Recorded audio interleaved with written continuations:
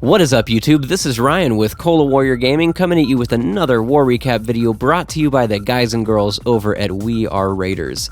And this was a very fun war for us against, a pretty decent clan, guys. Zone E had some decent base designs, and they did a good job on our bases. They were bringing 3-star attack strategies. This was not a go-wipe clan, so props to Zone E. Great job, guys. Definitely keep it up. But as you guys can see, we cleared all of the Town Hall 9s, 2-starred or 3-starred all of the Town Hall 10s, and even had a few attacks left over just for practice. So another epic war. This is our second war after the merger with Spartan's Legacy. So let's go ahead and check out these attacks, guys. I will start off here with number 3 by our boy I Am Groot. And he is coming in here with this beautiful level 40 Queen Walk with a, let's see, I guess this would be a shatter, no? You know what? I have no idea what to call this, because I'm guessing that it's a Lava Hound in the CC, I think. I've only seen this attack once, so yeah, not much I can say on it at this point. So he's just coming in here with this queen to clear out these outer defenses, and I'm guessing that his target right now is that air defense here in the corner. It looks like he took out one air defense already, the one by this dark elixir collector. Yeah, that's what he did, and he is now setting his sights on this air defense on the left here. His queen is just making her way through the base. I'm not sure why he used the ability there. It might have just been to speed things along, because he's spent quite a bit of time getting to this air defense, even with that level 40 queen. But she gets there and she gets the job done. That second air defense is about to go down, and this was a split kill squad attack, guys. So he came in with his king from the right, and looks like he just kind of busted through that layer of walls. Looks like he didn't even bring wall breakers. Pretty gutsy attack, if you ask me. But anyway, so he has gotten the queen. He's gotten 3 out of the 4 air defenses. Okay, that would explain why he only brought 1 Lava Hound. And that Lava Hound is now gone, so he's just got a big wad of loons, but still has quite a few defenses to deal with, including an Inferno Tower. But he ends up using that last freeze on it, so it really doesn't do much of anything. And he's got so many loons still up and only 1 archer tower left, so this attack is pretty much over at this point. The biggest issue with this attack was the cleanup, because he only brought 1 hound, which means that at max he's only got 12 lava pups. So he ended up bringing some minions here, which I think was definitely the right choice. And at this point, guys, it's just cleanup. So really nice attack by I Am Groot. Absolutely gorgeous. I love that Suicide King. Alright, let's go ahead and check out this attack on number 17, I believe. Nope.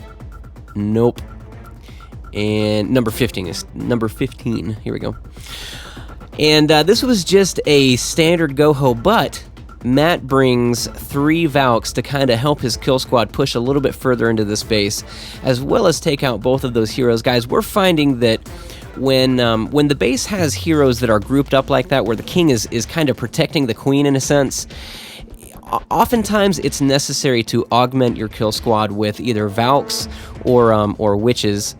But the Valks have just been really effective for us. So Matt ends up bringing 3 Valks with his kill squad, and he's wall breaking into that first compartment, about to drop his jump, which gets him a good section of the base. Very high value jump spell, I think. There it goes, and I love how just late he is with his king deployment here. I mean, he's made a pretty wide funnel, so the chances that his king are going to take a walk are pretty low, and start sending in those Valks. Sends in the Valks with the king, which is typically what we've been doing, because you don't want the Valks getting pooped on by the clan castle troops, which nowadays very often include 1 or 2 loons, if not more. And those loons can really do work. So the CC goes down, The enemy queen and king are both down, so really high value push. Beautiful job by Matt, and he is now coming in here with his hogs.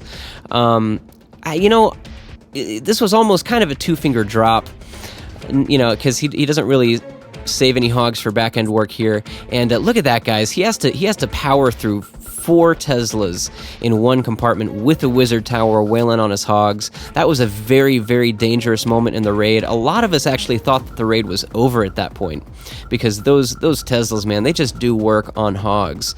But as you guys can see, they powered through it, and that one compartment definitely thinned out his hogs by quite a bit. But at this point, he's just got 1 defense left to deal with, and it's a mortar, which is practically useless against hogs. Pops the queen's ability to help with cleanup, and game over. Really nice attack by Matt. Very good, good plan for the base. Good analysis. I think this was a cleanup attack, which would explain why he came in so heavy on the west with all those hogs, and you can tell that he definitely planned that heal for that compartment. So good planning by Matt. Really nice job. Go ahead and skip through cleanup here. All right, and look at that, guys. He still had both heroes up and almost at full health, so really nice attack. All right, let's go ahead and check out another one of these max attacks.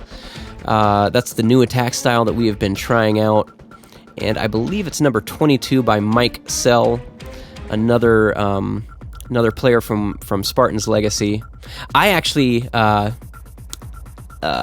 went up against Mike's base during our scrimmage with Spartan's Legacy. It was a good base. Still 3'd it though. So anyway, let's go ahead and check this out. He's coming in here with 2 golems.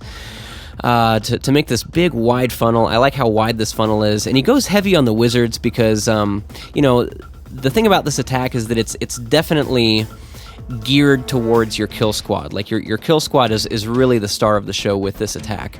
So it comes in here with with 4 of those earthquake spells. High value for them, I think. Opens up a huge portion of the base, and rages his kill squad to help deal with the clan castle troops. And I love how late he sends his king in, making sure that king isn't going to be taking any damage from those CC troops. Because a lot of times, even if you deploy the king once the CC is aggroed onto the golems, if one of those golems ends up cracking, the king can very often get out in front of them, and the CC will redirect to your king. So I like his late deployment there. I don't think that Mike planned on all 4 of the air defenses going down. I know he didn't, because he brought 2 lava hounds, and if you don't have any air defenses, guys, it's better to just throw in 6 more loons instead of 1 lava hound. So he's still getting some value for the lava hounds. I mean, they're tanking those archer towers and the expo, which can still do work on loons, don't get me wrong. But I think he would have gotten more value just for 12 more loons instead of 2 lava hounds. But like I said, Mike definitely did not plan for all 4 of those air defenses going down. So I think his push was a little bit more overpowered than he thought it was going to be.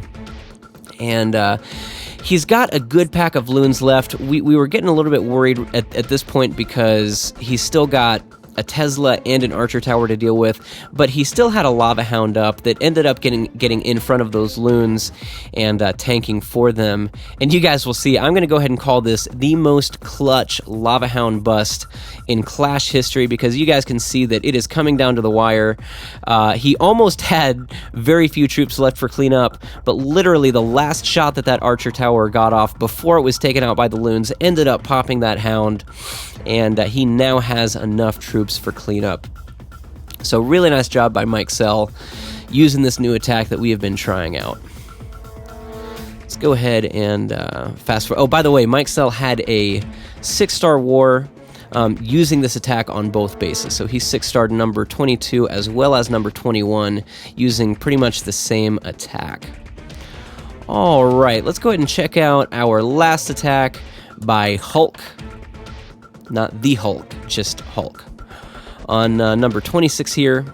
And he's bringing a good old-fashioned, I say old-fashioned, I think these came out just a few months ago. He's using a Queen Walk here with surgical hogs on the back end of his push.